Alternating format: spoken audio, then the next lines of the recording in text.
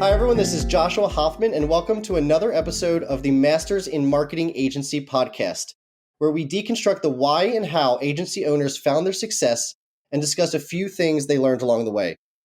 Today, I have Eric Elkins, the CEO and Chief Strategist at Wide Focus, a real-time social media agency that manages strategic B2B and B2C social media outreach, paid social ad campaigns, and real-time monitoring and engagement for nonprofits, consumer brands, and global corporations.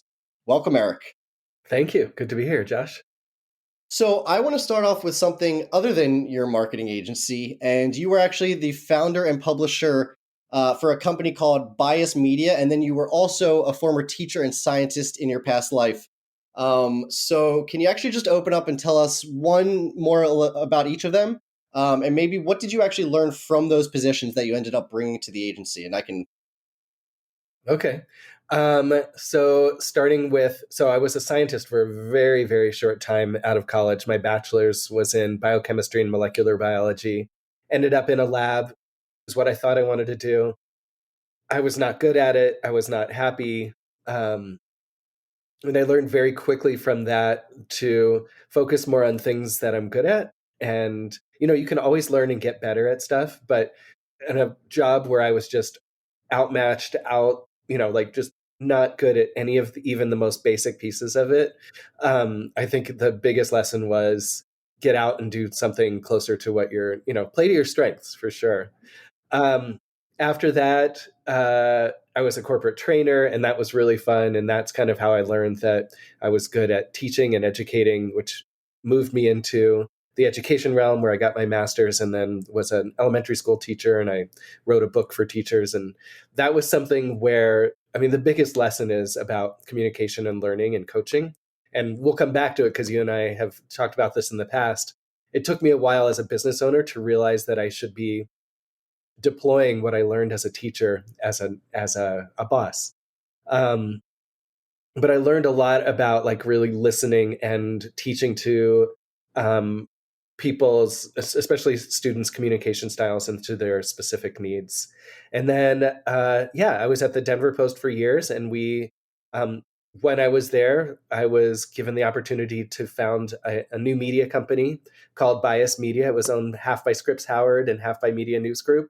It was a social network before there were social networks, which still breaks my heart. I got to say, it's like we did something so amazing and so creative, and it was just a few months ahead of its time, and probably with different leadership in the kind of funding side of things, it might have really gone somewhere. But it was amazing. And what I took from that is the idea of user-generated content to really drive up engagement and help people feel like they're part of the conversation. It taught me a lot about just new media practices and really led to the next role in my life, which was at a PR agency and then a startup where I was really focused on using, still we called it user-generated content and slowly became social media, but just learning that this idea of content and conversation was really changing, where content could be shared much faster. It wasn't stuck in the physical realm, and conversations were happening around that content in ways that had never happened before. I realized that there was a big opportunity there, both as a creator myself and as someone who could help other companies learn how to do that. That was awesome. So how did you go from all of that to eventually starting your own agency? So I was at VP of marketing at a startup, another one of those mobile payments, but with text messages. So another startup that was, I don't know, a few months, a year ahead of its time. If there had been smartphones, it would have blown up. It was just a little unwieldy. I was focused on the consumer side of things, and eventually ended up leaving due to just not really seeing eye to eye with the CEO. And it was August of 2007, and I live in Colorado, and August is one of the best. Every month in Colorado is pretty beautiful, but August is stellar, kind of that Goldilocks zone. And I was working in, I'd take my laptop and walk over to this coffee shop, sit on the patio, apply for jobs, and kind of hang there. I had colleagues and friends who would send me little projects to do, and some big projects as well, some copywriting, putting together a stakeholder magazine and pulling a designer, doing some little bit of pieces of consulting here and there. And the more I did that, the less I really wanted to work for anybody else anymore. And I realized that maybe I was just not employable at the time. And maybe it was time for me to try something on my own. So I started, I created a website on Typepad. I called it Wide Focus and Idea Shop, and started just doing some small marketing projects, helping a friend who owned a couple of chiropractic spots. That was your first customer? Yeah, that was my first customer for that. Right. That we talked about that. Yeah. Creating a brochure, creating business cards, identity materials. I did the copywriting. I still have a go-to designer whom I love, who did all the heavy lifting on the design side, really made a difference for him. Word kind of got out that I was doing that stuff. Um, and stopped applying for jobs and just started doing, this kind of freelance work. I had I had business cards, and was getting, the word out that I was doing that stuff. And basically what happened was maybe a month or so into that, the owner of the digital agency who had helped us with our websites at the startup called me and said, hey, we're giving a big pitch for a big potential client next week, and they've asked for social media as part of our pitch. None of us know anything about that. You're the one I know who knows it best. Will you come in and pitch that with us, and then we'll farm that work out to you if we get the client? So I did. They got the client. Everybody was really happy, and one of the big reasons they got it was because social media was something that they could offer. And so they were based in Boulder. I started going to Boulder once or twice a week to help them with their other clients who needed social media help. They'd say, Midas Mufflers looking for help in this. Horizon Organics needs to understand how to use user-generated content.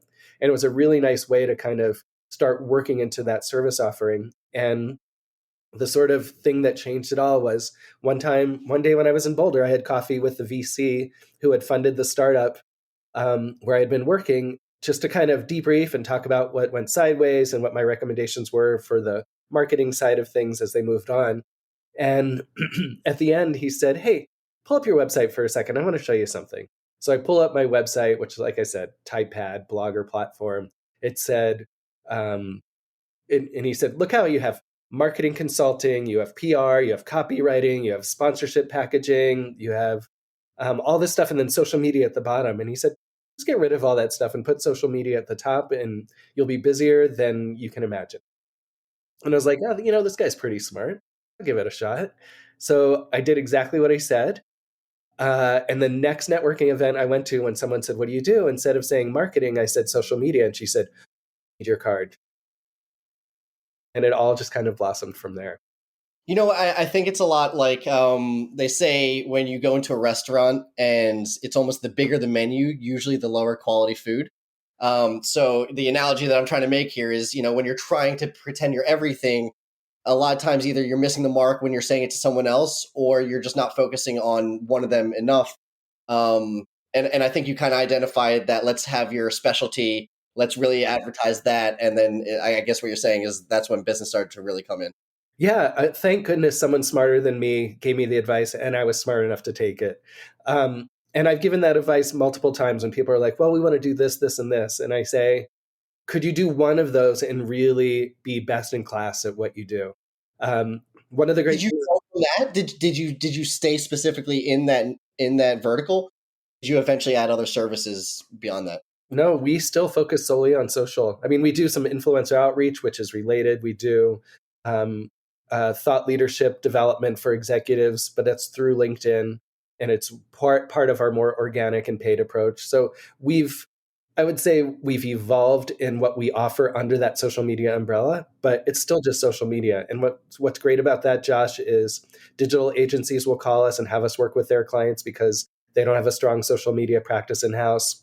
We can farm out, or I shouldn't say farm out because I don't like white labeling, but we can make referrals and get the best SEO companies, the best digital strategy companies or PR agencies to work with our clients because we stay in our lane. And it's really nice because that gives us a nice pipeline, because there are digital agencies out there who love working with us and will bring us in when their clients need our help, but it also allows us to provide our clients the best possible service. We're really good at what we do. And then we can say, here are other companies we trust who are good at what they do. Any lessons learned, whether good or bad, with working with partners, in terms of not doing it yourself in house, and also like, yes, I'm glad that we reached out to someone. So any kind of lessons in there? A few. We white labeled early on, and um, it got there are a few things that could go sideways. One was if we weren't communicating directly with the client, sometimes it could be really hard to get what we needed and to be successful. Also, we didn't get the credit when things went well.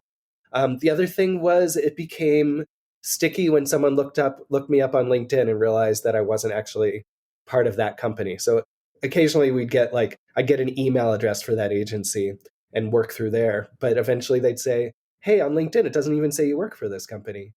So I always want to be authentic what I do. That's why we don't white label. We've had companies come to us and say, hey, do you want to white label our SEO services or our content writing? And I'm like, no, I'd rather just introduce you if it makes sense than, try to be what we're not.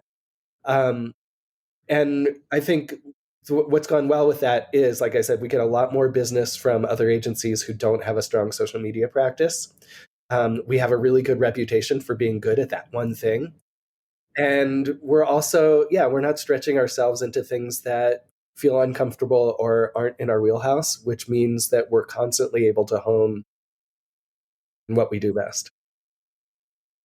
Totally makes sense. I just wanted to go back for another second about early customers, and I think that, and I've said this before, but I think that the first customer is obviously very important. It makes you say that, like, oh my god, this might be a thing.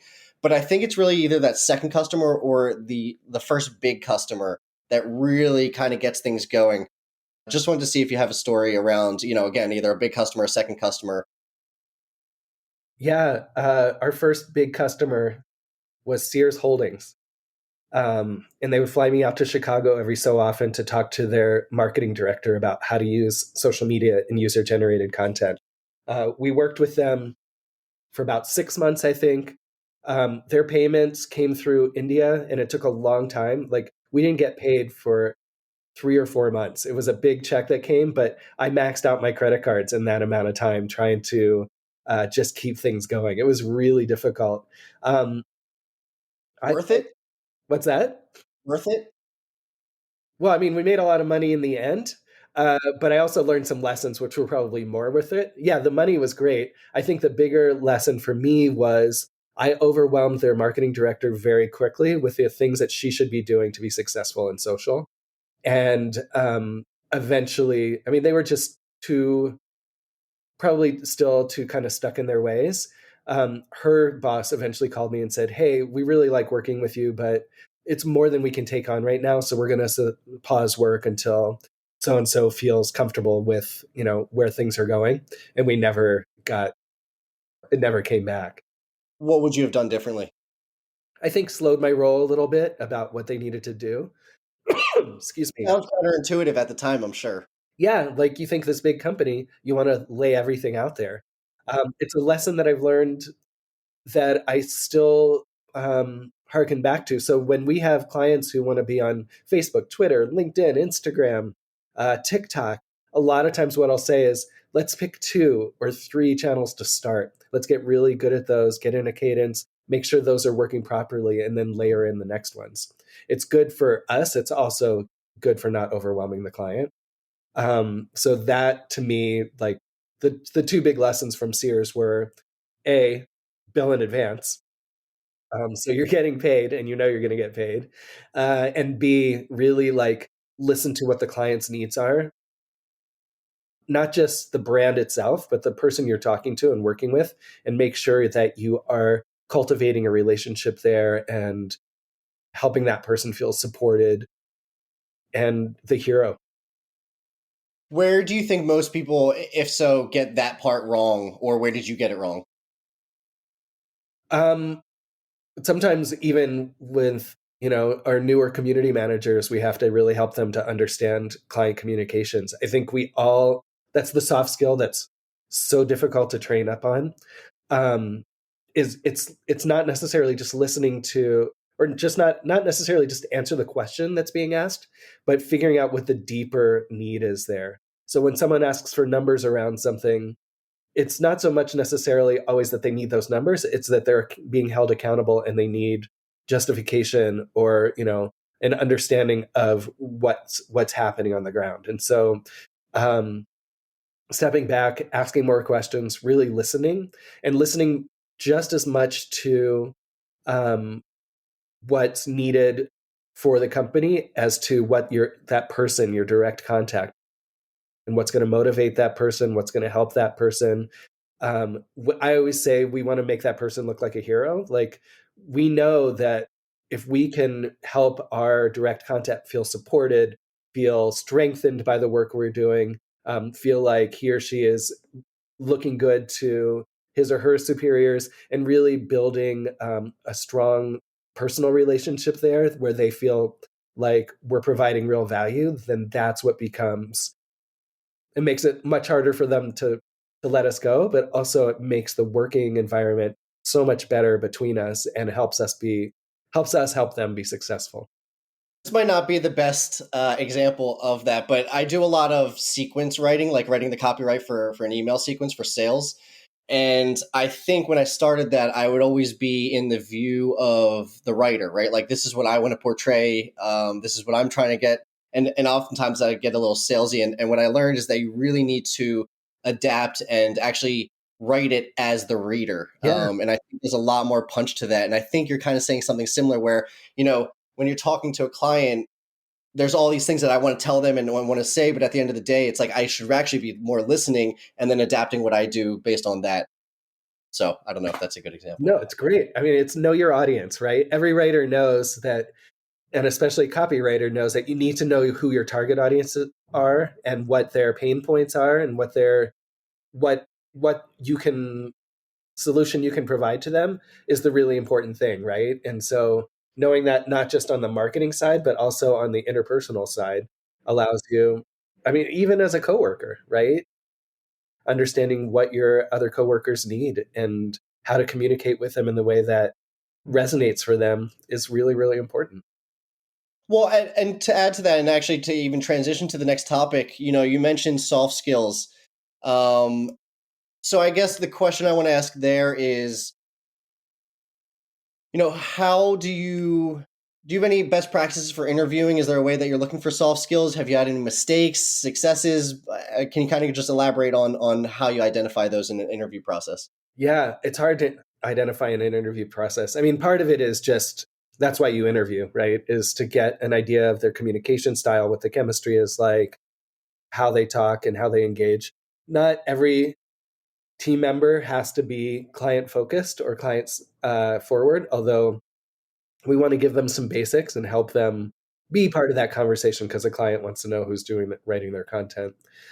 Some people are more charismatic than others, and so kind of helping them answer what they need to answer and giving them the guidance to get better at that is probably one of the hardest processes in the training side of what we do.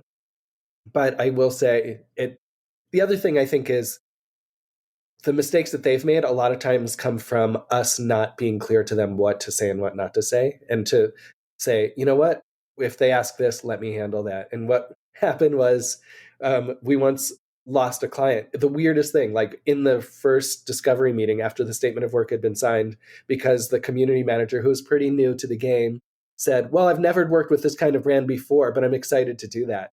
And I was like, I like the honesty, um, but also that makes us feel, or it gave that person the idea that we were half-assing, right?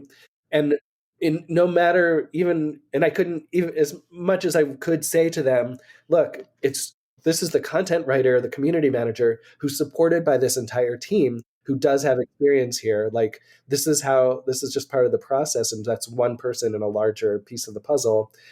That thing turned off the client and they said, we're not going to do this. I'm not comfortable with this person.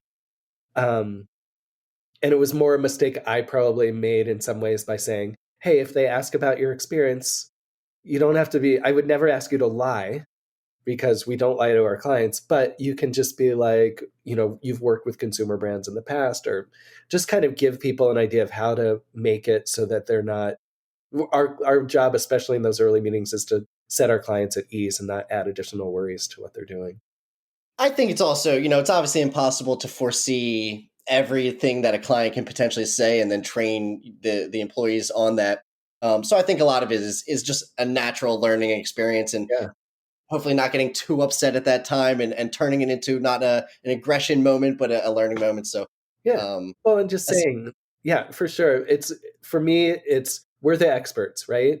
So we need to come across as confident and competent. And that means if you don't know the answer to something, that's okay. It's okay to say, I'm not 100% sure on that. Let me get back to the team and we'll provide you some more guidance rather than saying, I don't know.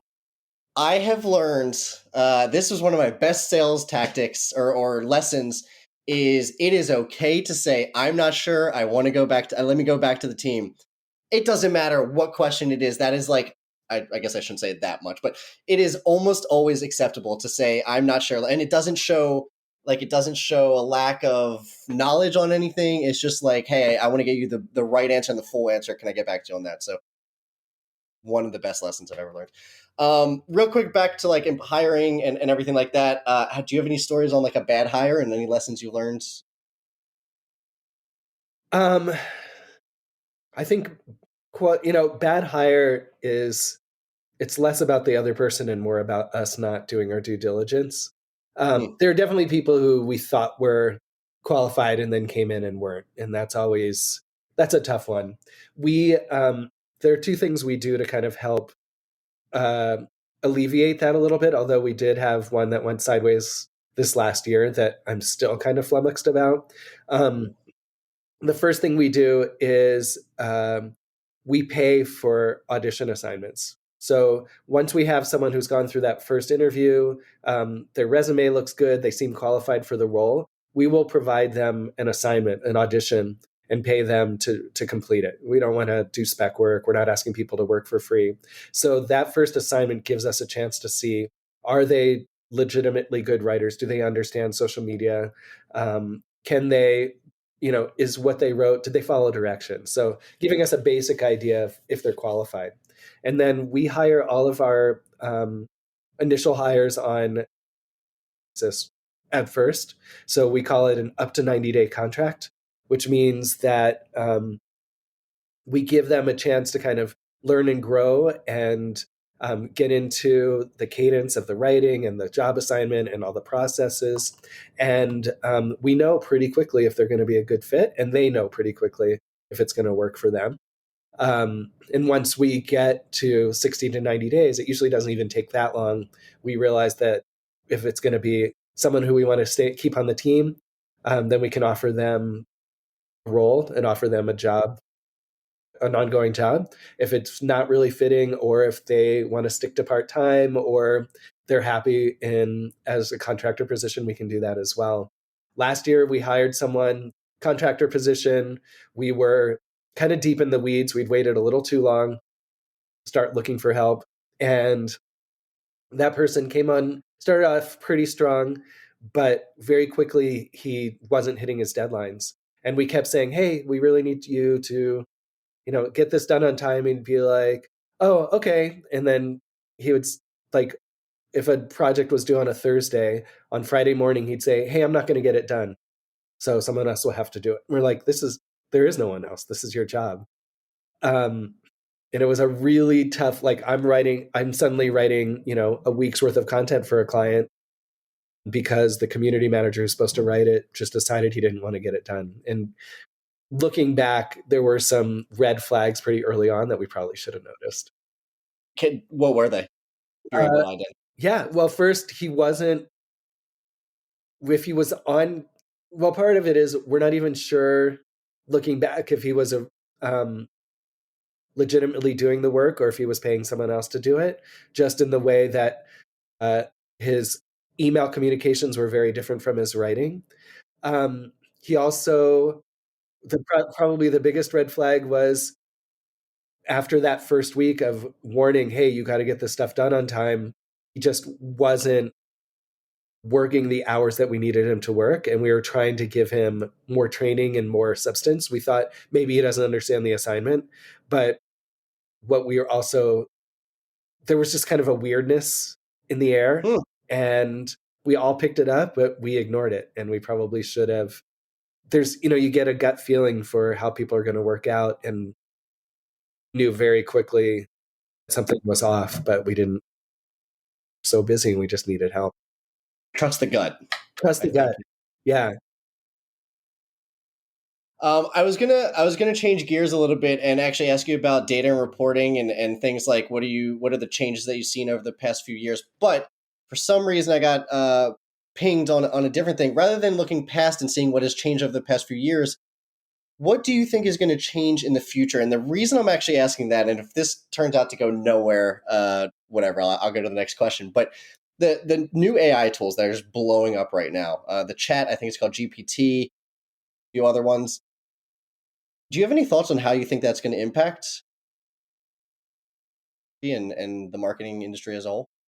Yeah. I've been thinking about it a lot because people keep asking me. I can tell you 5, 10 years ago, people would say, you're paying these writers to write, 4 Facebook posts and 3 Instagram posts and 5 LinkedIn posts and 20 tweets a week. And you could farm that out to India. You could farm that out to a content farm to have them write those posts for you. And you don't need the staff size. You don't need the headache of having all those employees. The deadlines are going to be hit. And my response has always been, we differentiate ourselves on the quality of our writing. We hire writers first, and they're really, really good at what they do. We get them even better through our own internal content review process. And for the most part, our clients, the first thing they notice is the quality of the content. And I think that has become, I honestly, Josh, sometimes I realize that maybe some of our clients don't care about it as much as we do. And certainly as a former newspaper guy and as a writer myself, I have much higher standards than probably a lot of others out there. But it really does set us apart because the writing is just so good, so on point. It gets better and better because we are working with the clients. I always call it a steep learning curve at first. We ask for open and direct feedback on the content that we're sending for approval. We have a managing editor in-house who's looking at every piece of content that goes out, and I still look at it, a lot of it, because of the standards I have. But not until recently has there been this possibility of AI doing it, maybe not just as well, but almost as well, or, doing the heavy lifting to a point where all we have to do is edit, have that happen. Um, I think they're real quick. I think there's still inputs, right? Like you still need to be high quality in your inputs in these things, and then maybe it does the heavy lifting, and then like you said, you do the editing. I find it interesting because, and this is a conversation I have with a few people, that it's if you want it to be, it can be a company in a box. Like it can be you. I mean, you nailed it with all the services that this thing can pretty much provide on time. The quality really does depend on the questions that you're asking. So I think it's interesting. We didn't have to spend too much time in this, but it'll be interesting to see. I wonder if marketing agencies will have a badge that says like we don't use this versus we do use this, and if customers care and if customers navigate toward or gravitate towards one or side or the other. So it's going to be um, cheaper to work, in other ways. But I think, at least for us, that's our differentiators, where you have real people who get to know you and your brand and learn from you and get better and better at it. And also are paying attention to what's resonating with your audiences and what kind of language is working best, and honing it and crafting it. And so, um, I might also be super old fashioned, again, coming from the print world, that I think quality of writing makes a difference. So I'm going to, stick to being more expensive, but also higher quality. no, I agree. I'm incredibly curious how this will move forward in all of in everything. So coming up towards the end, I just want to kind of ask you a couple more questions. If you had to teach something to other marketers, what would it be? Um,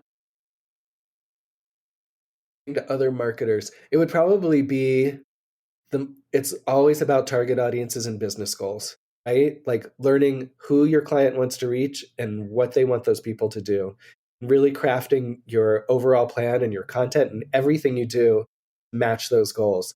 So much of what other social media agencies or even digital agencies who dabble in social do is they talk about building awareness or just having a presence on social because it's important, which it is. But if you're not crafting every bit of work to do what's to tied back to goals and tied back to specific outcomes and specific audiences, then you're just kind of checking off a box. You're not really doing something that's going to make a difference.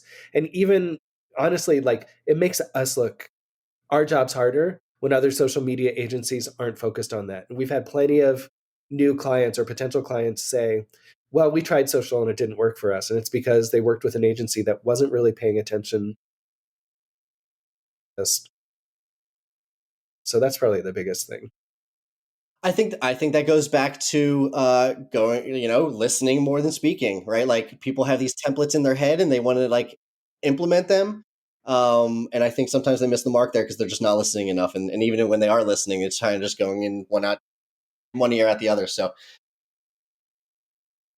last question is really just any books, podcasts, resources, tools that you have. Doesn't have to be marketing, doesn't have to be business, just anything in general.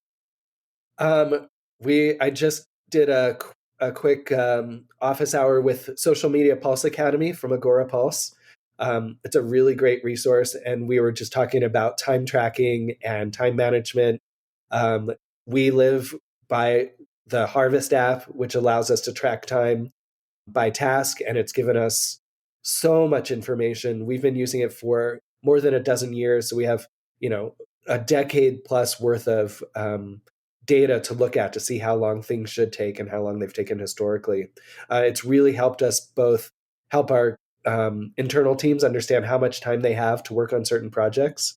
It's helped me on the pricing side to see um, more realistically how much time things take so that I'm not sort of just guessing what it's going to take and putting some pricing together. And it just helps us keep everybody accountable. On the resource side, Social Media Pulse Academy, it's growing. It's being handled by a really strong company. Their community management is superb, so I'm really excited to see what they'll do there. I'm also on their advisory board for their assessment side of things, which is a really cool thing. Uh, on the like we're just constantly reading what's coming, what's out there on what's coming next in social. We're paying attention. We have our ear to the ground on just conversations taking place. Our ad strategist is really good at seeing what's happening on the ad side, on the paid side, on the different channels. Um, Honestly, my resources are more the things I love are Wired Magazine and The Atlantic Monthly, two sides of the same coin, just giving me a more holistic understanding of what's going on in the world. But I used to look at Mashable as a Bible for social media and tech. But yeah, that's an interesting question. I hadn't really thought much about what were you. That was great. Yeah, no, that was great. And last thing is, as we come to the end of the episode, I just want to give you an opportunity to mention, how people can find you and anything else that you'd like to end with. Sure. So the company is Wide Focus Social Media. Our URL is widefoc.us. And we work with both B2B and B2C companies around the country. So a lot of B2B tech and SaaS, and it's tough to find social media agencies who really get that, but our B2C practice is really strong as well. I have a blog about my favorite dishes and drinks in Denver. It's denverlicious.com. And my Instagram is all about food. And we have a really strong social presence on our own. We're continuing to see ourselves as clients. So we want to get to, if you search Wide Focus Social Media in any of the social channels, you should find us. Although I will say we are paused on Twitter because we are waiting to see how things are going to play out there. And we don't want to play in that sandbox while things are so toxic right now. Well, I just want to say thank you so much for coming on the show, and I hope everyone has a great day. Thanks so much, Josh. Thanks for listening to the Masters in Marketing Agency podcast. I hope you got a ton of value out of this episode. And before we go, I just want to thank our sponsors, DevNoodle. DevNoodle provides marketing agencies with the ability to offer their clients unlimited website design, build, and management services with fixed monthly plans. If website design, development, and maintenance is holding your agency back from growing, please reach out to us at devnoodle.com, where we make websites easy for you and easy for your clients. devnoodle.com.